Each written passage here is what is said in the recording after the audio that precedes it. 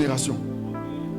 Donc, la raison pour laquelle Dieu t'a laissé sur la terre, après que tu as été sauvé, ce n'est pas pour devenir millionnaire, ce n'est pas pour te marier, ce n'est pas pour devenir milliardaire, ce n'est pas pour poursuivre tes propres objectifs. C'est pour manifester Christ. C'est pour manifester Christ. Si tu n'es pas en train de chercher à manifester Christ, tu es en train d'être un projet à échec. Parce que l'accomplissement du projet que Dieu est en train de poursuivre, c'est qu'à la fin, nous puissions le montrer à nos générations. Il y a des hommes à travers les siècles et les générations qui ont abrité Dieu. Je veux parler de Charles Finney. Je veux parler de tous ces hommes dont on parle. Charles Finney, on dit qu'il arrive dans un endroit et il ne dit même pas le nom de Jésus. Que la présence de Dieu se répand. Et que les gens commencent à pleurer sur leur péché. Ta vie, tant qu'elle n'est pas en train de poursuivre le but que Dieu a signé aux chrétiens après les avoir sauvés, ta vie est inutile. C'est pour cela que peu importe ce que tu fais, tu n'es pas heureux. Parce qu'il n'y a aucun bonheur possible en dehors du fait qu'on soit en train de faire ce que Dieu nous a appelés à faire. Et la chose basique, la chose commune qui repose sur nos vies, c'est de ressembler à Christ. Bâtir les disciples, la Bible dit ceci, qu'un disciple accompli sera le reflet de son maître. Tant que tu n'es pas encore le reflet de ton maître, tu as encore un projet. Et tu dois te soumettre à la présence du Saint-Esprit afin que jour après jour, saison après saison, année après année, le Christ puisse être bâti en toi petit à petit. Jusqu'à ce qu'à un moment donné, lorsqu'on te voit, on ne fasse aucune différence entre le Christ et toi. Il y a un homme qui a existé, qu'on appelle Sadhu Surdar Singh. On l'appelait Jésus. Parce qu'il avait le caractère de Christ. Parce qu'il avait la vie de Christ. Qu'est-ce que tu cherches au juste? Qu'est-ce que tu es en train de faire? Qu'est-ce que tu fais de ta vie? Tu vois que tu es en train de conduire ta vie par tes propres forces, ça ne te mène nulle part. Mais pourquoi est-ce que tu refuses de te soumettre à l'esprit? Afin que l'esprit puisse te conduire là où il a décidé de t'amener depuis avant la fondation du monde. Il a dit qu'il y a des bonnes œuvres qui ont été préparées d'avant. Jérémie 1,5, il dit afin que tu ne sois formé dans le ventre de ta mère, je t'avais déjà établi prophète. Avant que tu ne sois formé, il t'avait déjà établi évangéliste. Il t'avait déjà établi apôtre dans le monde des affaires. Il t'avait déjà établi apôtre dans le monde économique. Il avait déjà réservé des choses pour toi. Et je prie dans le nom de Jésus. Je prie dans le nom de Jésus qu'avant la fin de ce camp, que ta vie prenne un shift, que ta vie fasse un demi-tour et que ta vie change de direction et que l'esprit te conduise là où il avait prévu de t'amener depuis avant la fondation du monde. Yes. Dieu cherche des hommes pour toucher des hommes. Ce que l'homme fait, c'est que l'homme crée l'atmosphère qu'il faut pour que Dieu puisse toucher d'autres hommes. Parce qu'un esprit ne prévaut que dans l'atmosphère qui le préserve. Voici pourquoi avant que Dieu ne puisse descendre au milieu de son peuple, il a expliqué à Moïse, fais ci, fais ci, fais ça, fais ça. Mets en place l'âge de l'alliance, mets en place les parfums, mets en place les encens. Parce que tout esprit a une atmosphère qui le préserve. Ainsi, lorsqu'un homme se soumet à la présence du Saint-Esprit et qu'il est trempé dans l'atmosphère du Saint-Esprit, il ne marche jamais seul. Parce que lui en train de se déplacer, ce n'est qu'une opportunité qu'il donne à Dieu de toucher d'autres personnes. Alors qu'un homme qui décide de servir Dieu organise un programme, ce n'est pas pour la gloire personnelle, non. Mais c'est de donner l'opportunité à Dieu de toucher d'autres personnes qui sont encore loin de lui. C'est ça notre objectif. Il faut que tu donnes l'opportunité à ta famille de connaître Dieu. Il faut que tu puisses tellement transporter Dieu que lorsqu'on te regarde, on dit qu'il y a quelque chose qui a changé en toi. Mais comment se fait-il qu'après autant d'années, après autant de saisons, il n'y a pas de transformation dans ta vie?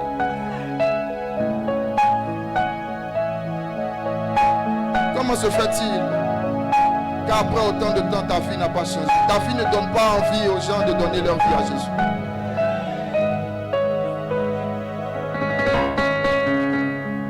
Yes.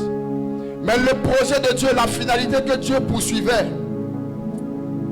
Ce n'est pas seulement qu'un homme puisse le transporter, mais c'est d'habiter à l'intérieur de l'homme. Et c'est cette dimension que Paul atteint lorsqu'il dit: si je vis, ce n'est plus moi qui vis, mais c'est Christ qui vit en moi. La vérité est que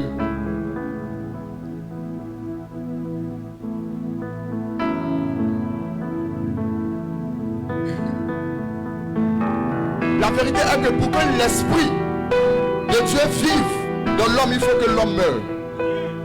Il faut que tu meurs afin que Dieu puisse vivre. Il faut que tu renonces à ces projets que tu poursuis. Il faut que tu renonces à cette vie après laquelle tu cours.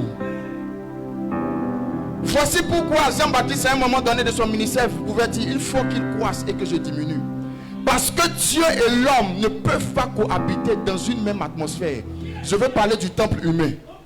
Le processus du disciple-là, c'est de devenir l'image de Christ. Mais en réalité, c'est de laisser Christ vivre à l'intérieur de toi. Mais pour que Christ vive à l'intérieur de toi, il faut que toi, tu ne puisses plus vivre à l'intérieur de toi. Il faut que toi, tu meurs. C'est par ta mort que le Christ vivra en toi. C'est par le fait que tu renonces à ta propre vie, que tu poses ta vie qui ne ressemble à rien. Tu lui amènes, tu dis: j'ai essayé tout ce que j'ai pu. J'ai fait tout ce que j'ai pu. Ça n'a rien donné.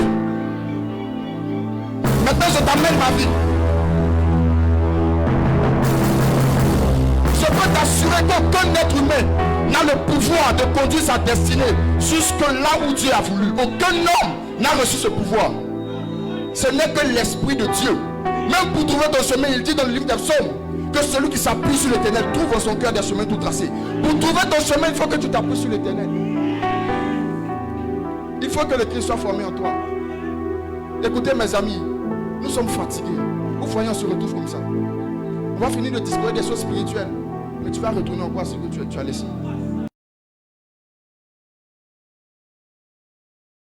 Fatigué sérieusement. Et Dieu même est fatigué. Tout à l'heure on va prier. L'onction, l'onction, l'onction. Mais aucune transformation. Écoutez mes amis. Si on ne prend pas notre vie chrétienne au sérieux, on va devoir, je dis que quand on va parler de Dieu à nos enfants, on va continuer à utiliser les anciennes histoires. Alors que Dieu veut passer par toi. Dieu veut passer par moi. Dieu veut passer par nous pour faire de nouvelles choses. Pourquoi est-ce que... Oh my God. Pourquoi est-ce qu'aujourd'hui encore on continue de parler de ce que les autres ont fait? Pourquoi? Parce qu'on n'a pas reçu et enfanté dans notre génération une dimension de Dieu à leur niveau. Yes. On n'a pas pu. Mais quand tu écoutes les témoignages, mes amis, quand tu écoutes les témoignages, tu vas entendre qu'à un moment donné, ils ont décidé d'abandonner tout.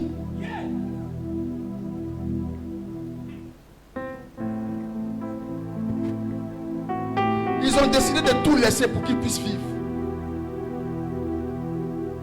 La raison pour laquelle l'homme a été créé. Il dit: créons l'homme à notre image et à notre ressemblance. C'est pour être son image et sa ressemblance qu'on a été créé. Si on n'est pas son image et à sa ressemblance, ça ne sert à rien de vivre. Ça ne sert à rien de vivre. Oh my God.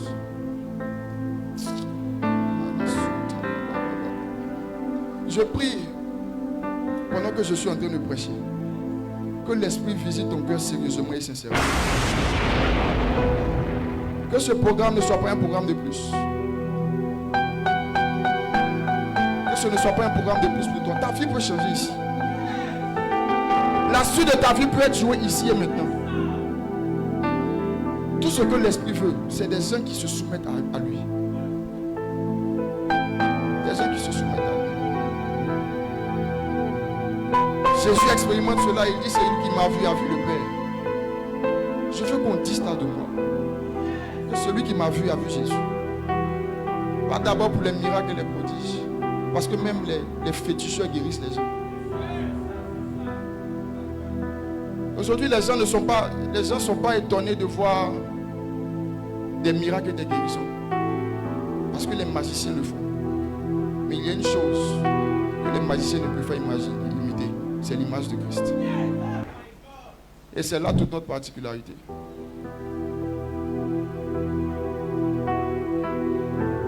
C'est là toute notre particularité. Le disciple-là implique la mort du disciple au profit de la vie du maître. Je veux évoquer rapidement quelques vérités au sujet du disciple-là. Il y a trois grands facteurs, trois grands acteurs qui interviennent dans la formation du disciple. Matthieu 28, 19, verset 20, il dit: allez et faites de toutes les nations des disciples, les baptisant au nom du Père, du Fils et du Saint-Esprit, et enseignez-leur à observer tout ce que je vous ai prescrit. Et voici, je suis avec vous tous les jours jusqu'à la fin du monde. Ce passage nous donne les trois grands acteurs dans la formation du disciple. Le premier, c'est Dieu lui-même. C'est lui qui dit allez. Yes. Il y a l'envoyé, c'est-à-dire les serviteurs de Dieu, moi qui te prêche. Il y a mon rôle à jouer dans la formation du disciple. Yes. Et le dernier, c'est l'élève disciple. Voici les trois grands acteurs de la formation du disciple. Il y a Dieu lui-même. Il y a l'envoyé, qui sont les serviteurs de Dieu. Et il y a l'élève disciple lui-même. Chacune des trois parties a une responsabilité particulière. Chacun a quelque chose à faire. L'une des plus grandes erreurs du pentecôtisme, c'est qu'on attribue toutes les actions des hommes à l'inspiration spirituelle, ce qui n'est pas faux. Mais le danger avec ça, c'est que à un moment donné, on attend qu'un esprit vienne nous toucher, pour sentir des choses, avant de pouvoir bouger pour Dieu, pour pouvoir faire des choses. Ça a créé des chrétiens émotionnels qui attendent des sensations d'abord, avant d'agir. Ça a créé des chrétiens qui ne sont pas solides.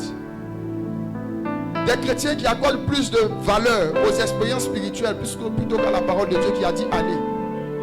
Qui a dit soyez saints comme je suis saint. Qui a dit vous êtes une lettre écrite afin que les païens puissent vous lire. Yes. Chacune des parties a un rôle à jouer. Le rôle de Dieu, ou du moins je vais d'abord parler du rôle de l'envoyé. Yes. Ok. La responsabilité de Dieu dans la formation du disciple, c'est qu'il est maître des temps et des circonstances. Donc en tant que maître des temps et des circonstances, il a le devoir de pourvoir aux différents événements qui vont participer à la formation du disciple. Nous allons le voir beaucoup plus tard. Il a la responsabilité de l'envoyer. La responsabilité de l'envoyer, c'est de se donner tout entier à la mission et de faire et de dire exactement ce que Dieu lui demande de faire et de dire. Lui, en tant que serviteur de l'organisation universelle faiseur de disciples. La troisième responsabilité qui incombe, c'est celle qui incombe à l'élève disciple. Sa responsabilité est de se soumettre entièrement à la souveraineté de Dieu et à sa sagesse dans le processus de faire de lui un disciple. Car malheureusement, par têtutesse, on peut empêcher Dieu de faire de nous des disciples. Alléluia. Donc la responsabilité de l'envoyer, à savoir les serviteurs de Dieu que nous sommes, c'est de faire ce que Dieu nous demande de faire. Et là, je parle à toutes les personnes qui prêchent. Je parle à toutes les personnes qui exercent un quelconque ministère. Yes. Il n'y a personne que Dieu envoie qui a le droit de faire ou bien de dire ce qu'il veut. Il n'y a personne qui a le droit de dire ce qu'il veut. Il n'y a personne qui a le droit de dire ce qu'il veut.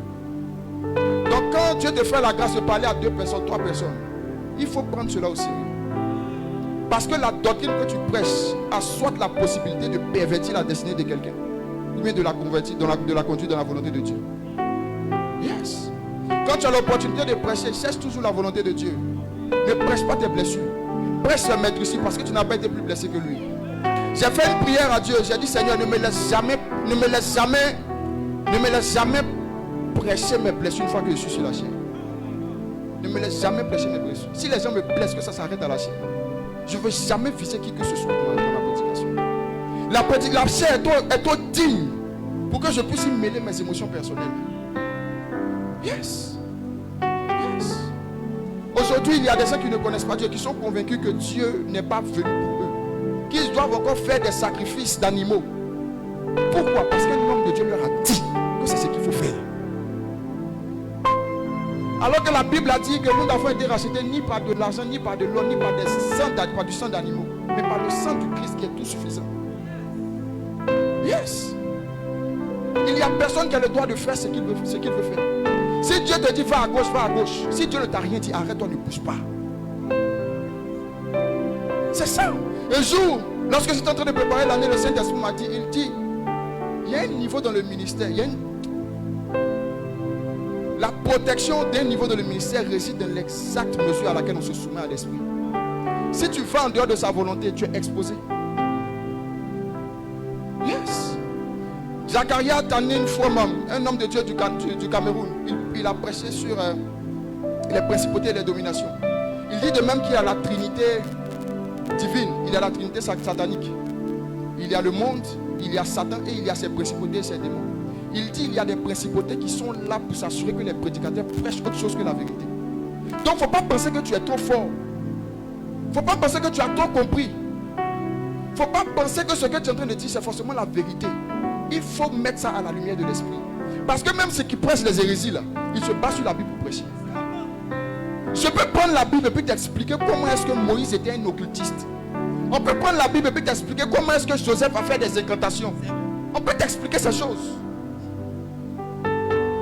La Bible, il y a tout dedans. Donc quand tu prends la Bible, il faut t'assurer que, parce que tu es en train de parler à des filles, une fille c'est une nation. Une fille là c'est une nation. Une fille que tu gardes, ça peut être 10 000 personnes que tu as détruites. Une fille que tu gardes, ça peut être 100 000 personnes que tu as perdues. Yes. C'est trop délicat. Le ministère, un ministère, ce n'est pas une performance.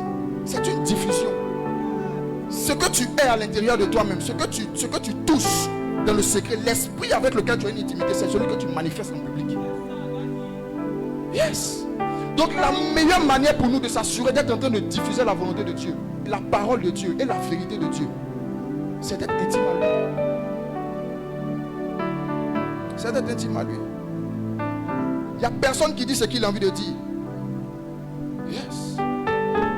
Et je veux te le prouver dans les Écritures. Yes. Même Jésus l'a dit, il dit enseignez-leur ce que je vous ai prescrit. Dans Matthieu 28, 19, il dit enseignez-leur. Yes. Jean 8, 28, la Bible dit ceci, c'est Jésus qui parle. Bon, on relate un écrit de Jésus. Il dit, Jésus donc leur dit, quand vous aurez élevé le Fils de l'homme, alors vous connaîtrez ce que je suis. Et que je ne fais rien de moi-même, mais que je parle selon que le Père m'a enseigné. Je parle selon que le Père m'a enseigné. La Bible dit dans le livre de Matthieu, le chapitre 3, le verset 2, verset 3 de Jean-Baptiste, il disait, repentez-vous, car le royaume des cieux est proche. Yes. Jean est celui qui avait été annoncé par Ésaïe le prophète, lorsqu'il dit, c'est ici la voix de celui qui crie dans le désert. Préparez le chemin du Seigneur, aplanissez les sentiers. Il répétait la voix de celui qui crie dans le désert. Il n'y a personne qui appelle au ministère qui dit ce qu'il a envie de dire. Il n'y a personne qui fait ce qu'il a envie de faire. C'est trop dangereux. Parce que des vies en dépendent. Yes. Ésaïe 40, verset 3, verset 6 à 7 et verset 9. Je lis très rapidement. Une voix crie, préparez le domaine du... En fait, c'est l'histoire de Jean-Baptiste qui a été préécrite.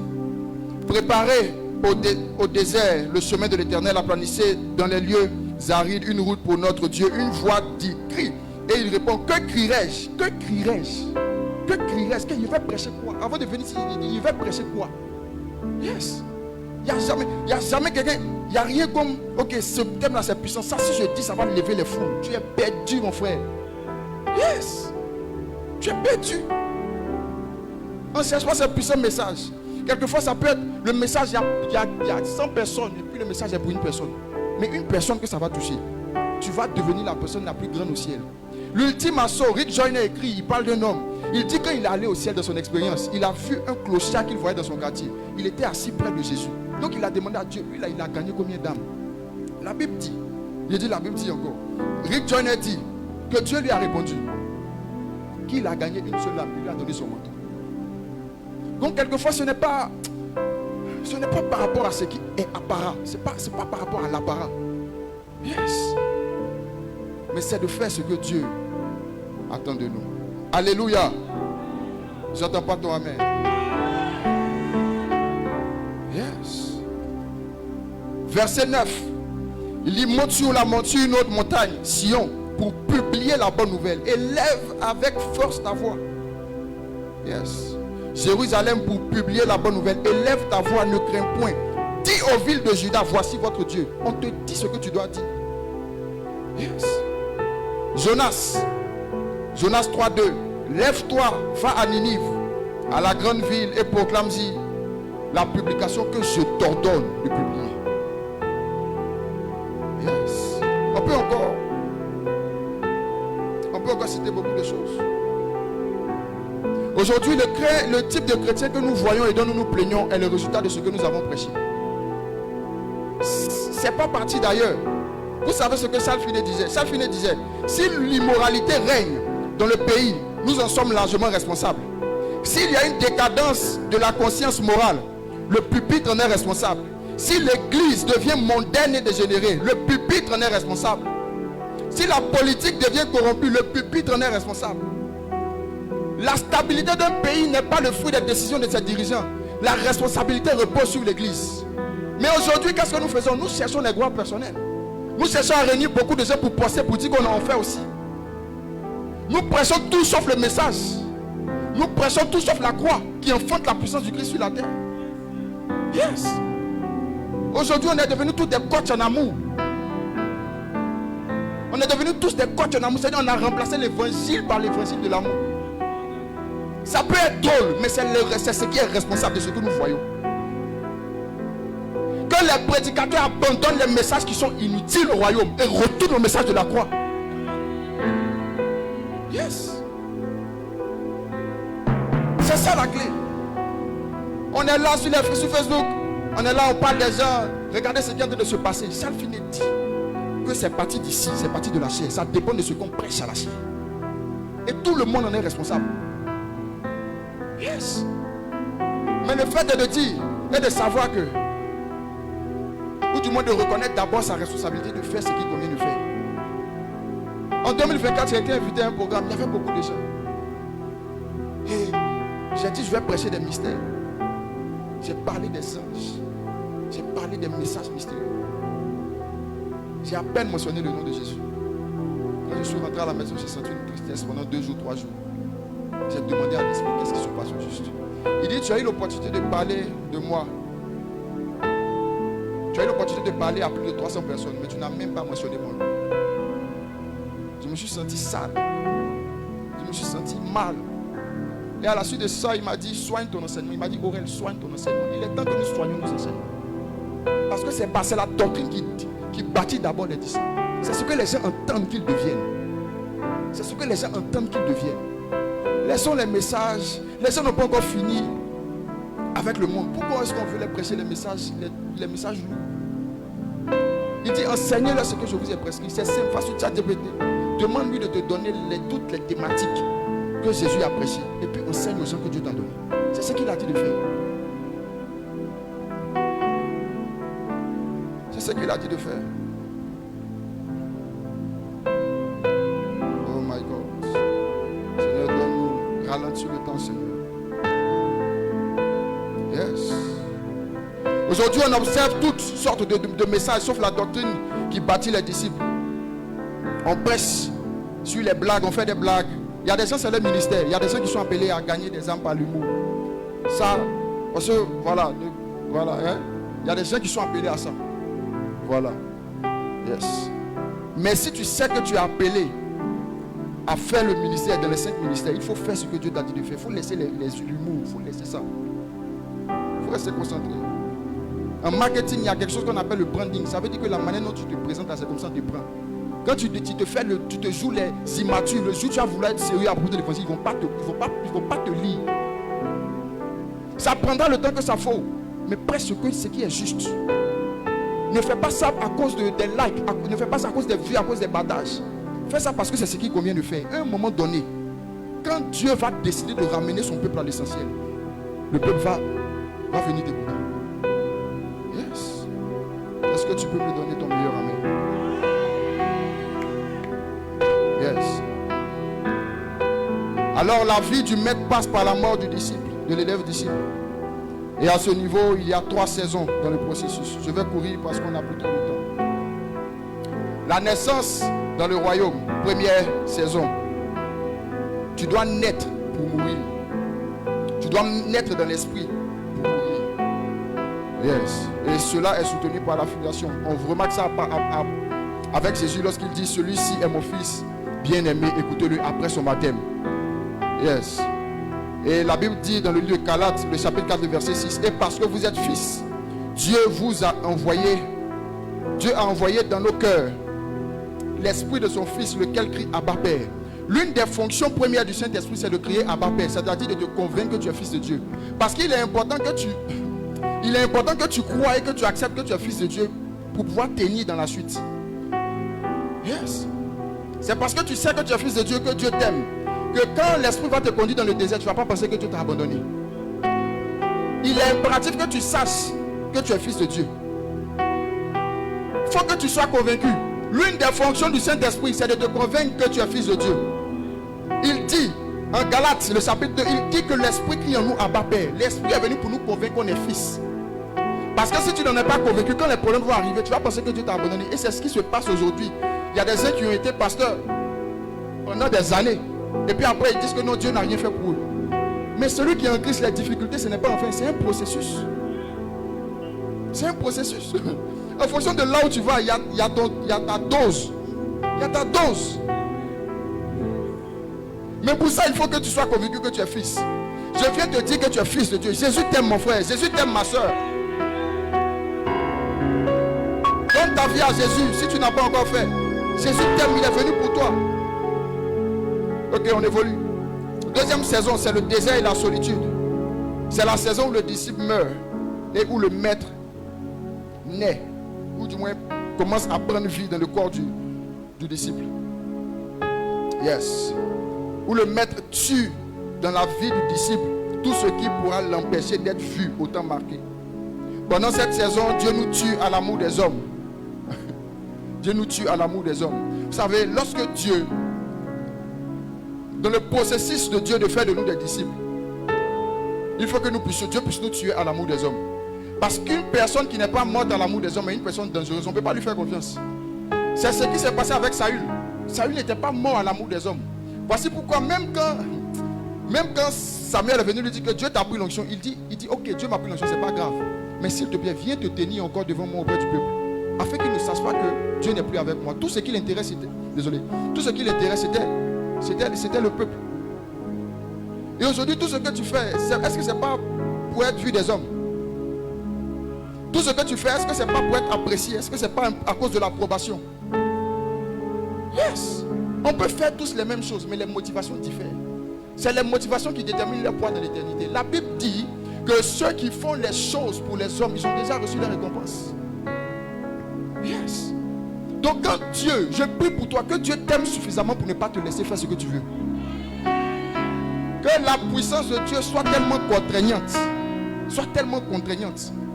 que le processus pour être un disciple accompli, qui est le reflet de son maître, il n'y a rien qui puisse venir l'interrompre. Yes. Il doit te tuer à l'amour des hommes. Ils vont te trahir. Yes. Ils vont te blesser. Yes. Celui qui est en Christ ne vit pas les difficultés comme les païens. Yes. Nous, on vit les choses pour un but. On vit les choses pour un but parce que nous sommes en escale. C'est en attendant le prochain niveau. Alors ne pense pas que Dieu ne t'aime pas. Pourquoi moi? Pourquoi moi? Aujourd'hui, Dieu m'a appris à réévaluer la douleur. J'apprécie la douleur. Quand il y a une douleur qui rentre dans ma vie, ça veut dire qu'il y a un prochain niveau qui n'est pas loin. Et ça, je vous le dis. Je te le dis. Si en ce moment tu n'es pas en train de souffrir, c'est qu'il n'y a pas de prochain niveau pour toi. Si tu n'es pas en train de souffrir à quelque chose, c'est qu'il n'y a rien de bon pour toi. Yes. I tell you. Yes. À chaque fois que, parce que nous avons vu tous beaucoup de choses. Un jour, j'ai vécu un truc.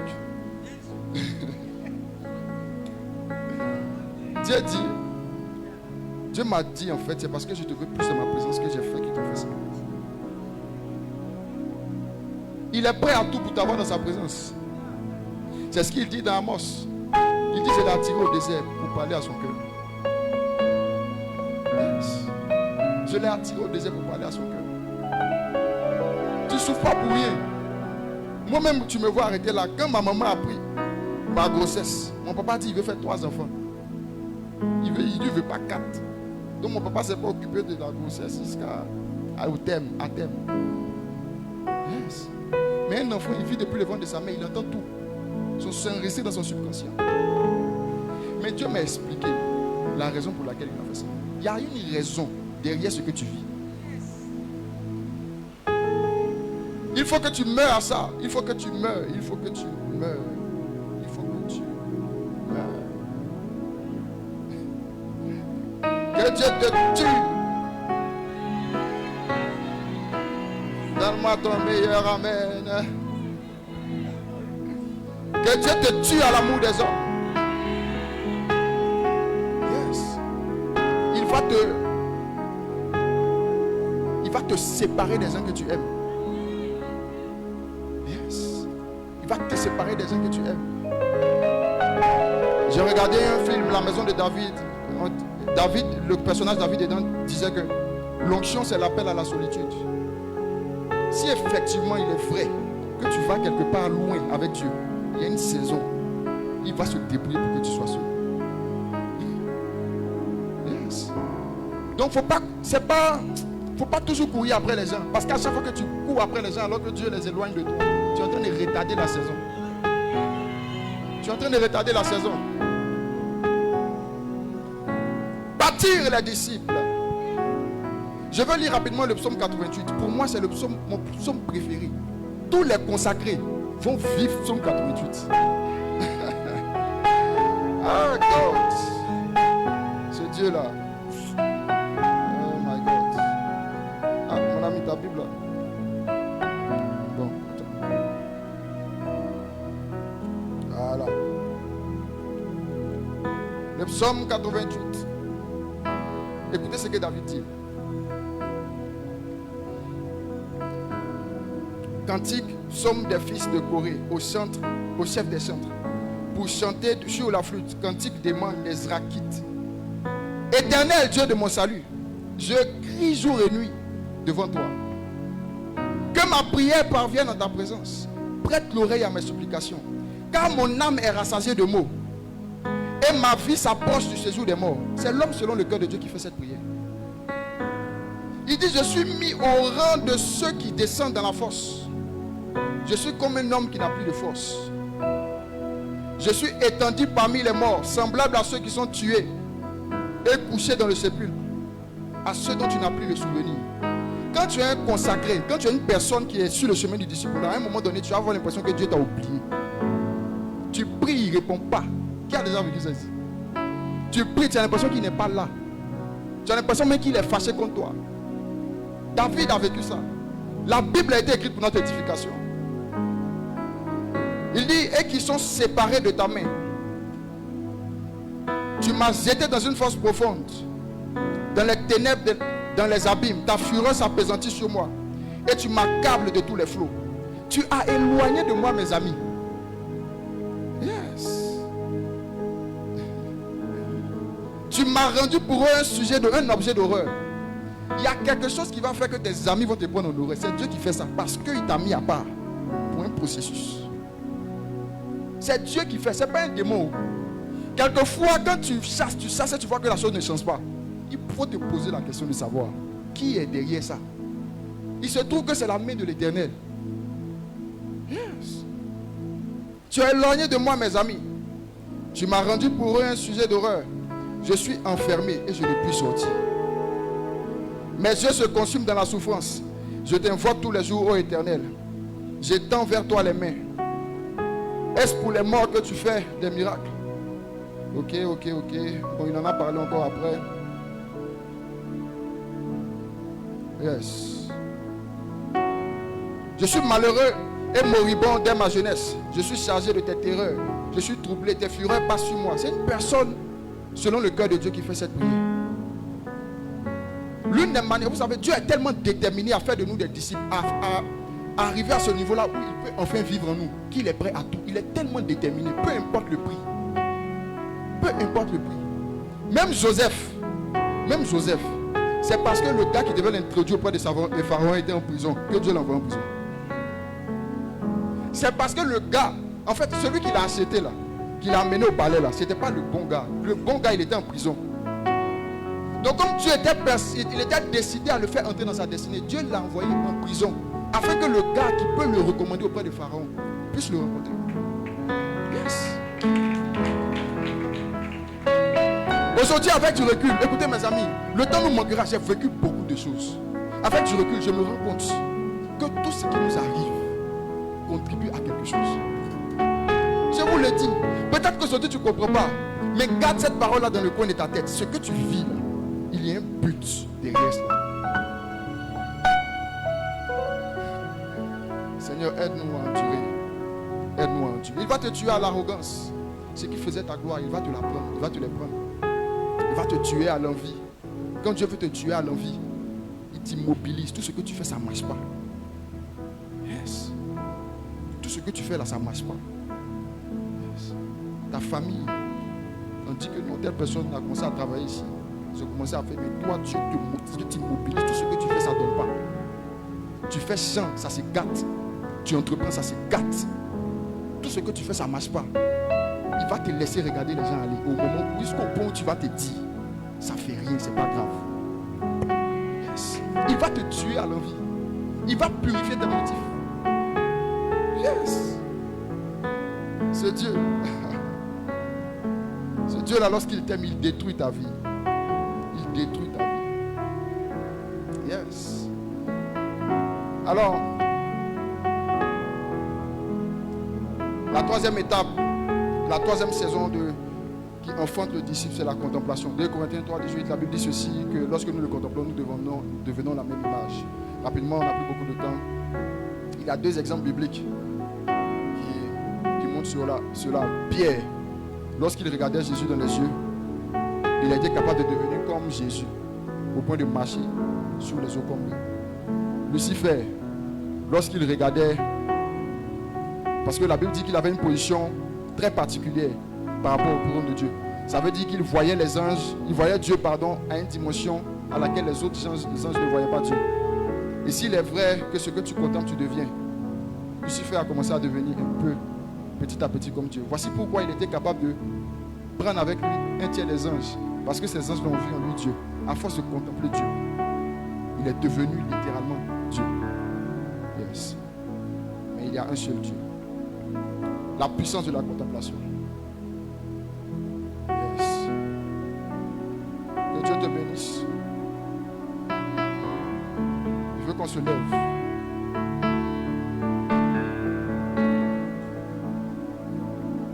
On va devoir s'arrêter là.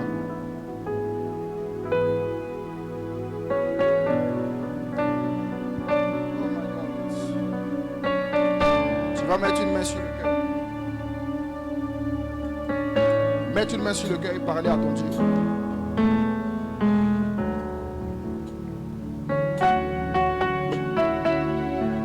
Parle à Dieu, je ne t'entends pas parler à Dieu.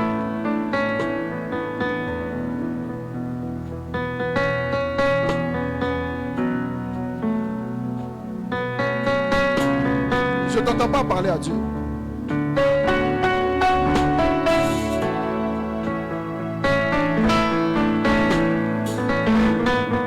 Ma vie dira, point d'autre nom que Dieu. Ma vie dira. Jésus.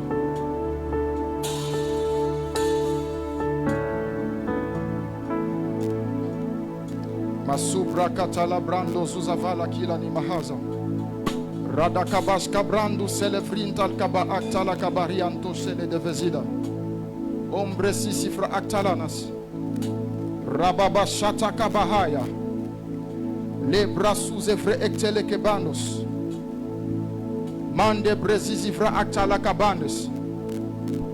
Oh la Bahaya. Soke Talabrando Sheledebe. Saint, Saint, Saint, Saint, ô Éternel, toi qui as fait terre et ciel, je t'adore. Oh Dieu, je t'adore. Oh Dieu, ces œuvres sont parfaites. Tout ce que tu traverses a pour objectif de te faire mourir, afin qu'il puisse vivre. Je t'adore.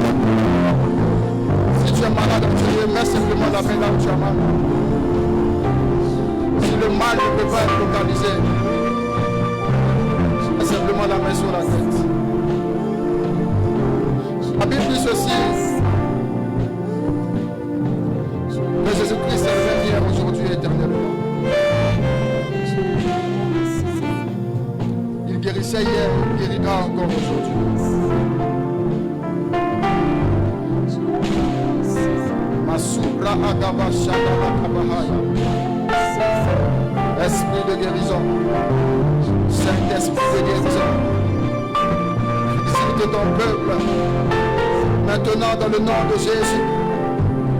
J'ordonne à tous les maux de tête de sortir dans le nom puissant de Jésus. Mal logé dans les têtes, je t'ordonne de sortir dans le nom de Jésus. La maladie n'est pas la volonté de Dieu. Les anges de la guérison sont sur eux.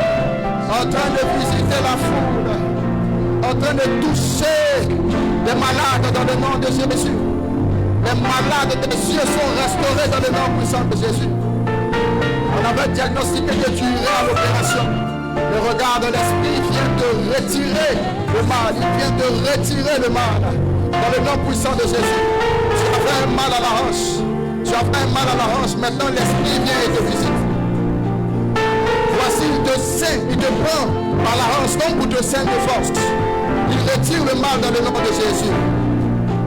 Et toutes les personnes qui ont des maux de ventre, voici l'esprit. Voici l'esprit en train de toucher les ventres pour la guérison.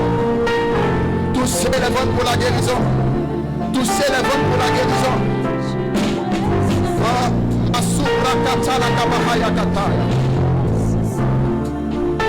Toucher les ventres pour la guérison. Endométriose. Touchez les ventres pour la guérison. Les règles douloureuses, touchez les ventres pour la guérison. Tout esprit qui est à la base d'une quelconque maladie dans les ventres, tout esprit qui est à la base dans un quelconque mal dans les ventres est délogé maintenant par la puissance de l'esprit. Dans le nom puissant de Jésus. Le Saint-Esprit, je vois l'esprit en train de lever comme un caillou à l'intérieur des ventres, un caillou à l'intérieur des ventres. C'est un peu comme si de manière cyclique, il y a un mal terrible qui s'active en toi. Et tu avais même des difficultés à marcher, même à te tenir droit. Et voici l'esprit qui vient retirer cela de ton ventre dans le nom de Jésus. Et toute autre maladie qui se peut nommer. Voici l'esprit qui fait couler l'eau de la vie. Voici l'esprit qui fait couler l'eau de la vie. Par la puissance du Saint-Esprit. Merci Saint-Esprit parce que tu guéris les malades au nom de Jésus. Je veux prier rapidement pour 3 catégories de personnes. Lorsque Dieu amène un mouvement de réveil, il y a toujours 3 catégories de personnes qui sont héritiers. Il y a les prédicateurs, qu'on va appeler ici des revivalistes. Il y a des intercesseurs qui soutiennent à la brèche la mission. Et il y a des financiers, des personnes que Dieu rend prospères pour soutenir la mission. Alléluia. Si tu es là, tu es dans un quelconque business. Tu fais un quelconque business, tu vas simplement mettre ta main sur ta tête. Je crois que Dieu me donne l'autorité pour faire cette chose. Je n'aurai pas le temps, mais cherche-moi. Cherche-moi et trouve-moi. Alléluia. Cherche-moi et trouve-moi. Après la prière, je prie dans le nom de Jésus que l'huile qui positionne des gens aux portes financières vienne sur ta tête. Devenir prospère, ce n'est pas quelque chose d'anodin. Parce que l'œuvre de Dieu se conduit avec des finances. Une personne qui fournit des provisions pour le royaume de Dieu a la même valeur dans le royaume qu'une personne qui prêche. Voici pourquoi maintenant, Seigneur, tes serviteurs, mets sur eux l'huile de la prospérité. Une sagesse nouvelle vient sur toi. Une intelligence nouvelle vient sur toi. Tu es oint pour de nouvelles idées. Tu es oint pour une nouvelle grâce. Tu es oint pour de nouvelles opportunités. Pendant que je suis en train de déclarer ces choses, je vois une porte s'ouvrir avec force. Une porte s'ouvrir avec force. La porte de la prospérité qui a été fermée jusqu'ici aux enfants de Dieu est ouverte. Par l'autorité du Christ Jésus. Il en est ainsi par la puissance du Saint-Esprit. Je veux prier pour les intercesseurs. Si tu es là et que tu sais que Dieu t'a mis à cœur le ministère de l'intercession, laisse simplement la main sur la tête. Et même si tu refuses, l'esprit va t'enrôler. Seigneur, je prie pour tes intercesseurs. Que ta main soit sur eux. Donne-leur la force pour prier. La force pour prier. La force pour prier pour ton église. Car nous ne pourrons pas nous tenir debout s'il n'y a personne qui prie. Il n'y a personne qui peut se tenir debout si tu n'as pas mandaté des personnes pour prier. Seigneur, s'il te plaît, soutiens-nous avec des intercesseurs.